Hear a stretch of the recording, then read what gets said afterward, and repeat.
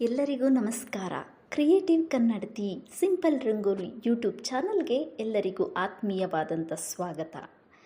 ಇಂದು ನಾನು ನಿಮ್ಮೊಟ್ಟಿಗೆ ಸಂಧ್ಯಾರಾಗ ಎನ್ನುವ ಕಾದಂಬರಿಯನ್ನು ಓದ್ತಾ ಹೋಗ್ತಾ ಇದ್ದೀನಿ.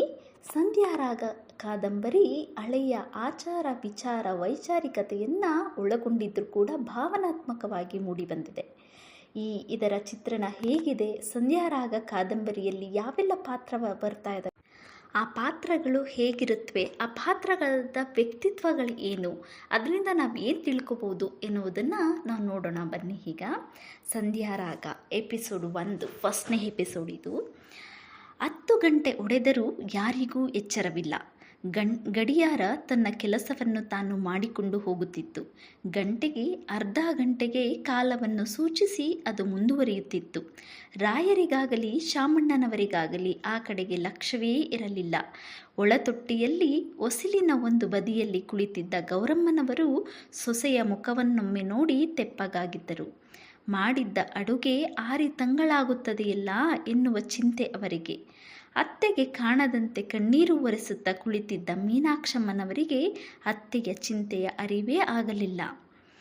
ರಾಯರ ಮನಸ್ಸು ಕುಮಾರವ್ಯಾಸ ಕವಿಯ ಭಾರತದಲ್ಲಿ ತೇಲಿ ಹೋಗಿತ್ತು. ಅದು ಉದ್ಯೋಗ ಪರ್ವದ ಕರ್ಣವೃತ್ತಾಂತ, ರಾಯರ ಅತ್ಯಂತ ಪ್ರಿಯವಾದ ಭಾರತದ ಕಥಾಭಾಗ. ಕರ್ಣ ವೃತ್ತಾಂತವನ್ನು ಅವರು 100 ಸಲ ಕೇಳಿದ್ದರು.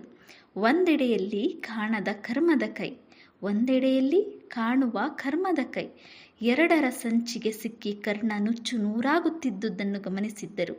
ಅಯ್ಯೋ ಕರ್ಣ ಎನ್ನುವ ಉದ್ಗಾರ ನುಡಿ ಅವರ ಬಾಯಿಂದ ಎಷ್ಟೋ ಸಾರಿ ಉರುಳಿತ್ತು.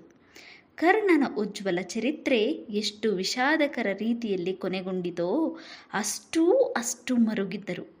ಕುಂತಿ ತಾಯಿ ಪಾಂಡವರ ತಾಯಿಯೂ ಹೌದು, ಕರ್ಣನ ತಾಯಿಯೂ ಹೌದು. ಕರ್ಣನಿಂದ ಶಪಥ ಮಾಡಿಸುತ್ತಾಳೆ, ಅದೋಡ 5 ಮಕ್ಕಳನ್ನು ತಲೆಗಾದು ತೋರೈ ಕಂದ ನಿನಗೆ, ನೀ ದುರಾಗ್ರಹ ಒಪ್ಪುವುದೇ ಕೌರವರ ಸೇವೆಯೊಳು, ಓದ ಬಾಣವ ಮರಳಿ ತೊಡದಿರು, ಮಾದು ಕಳೆವೈರವ.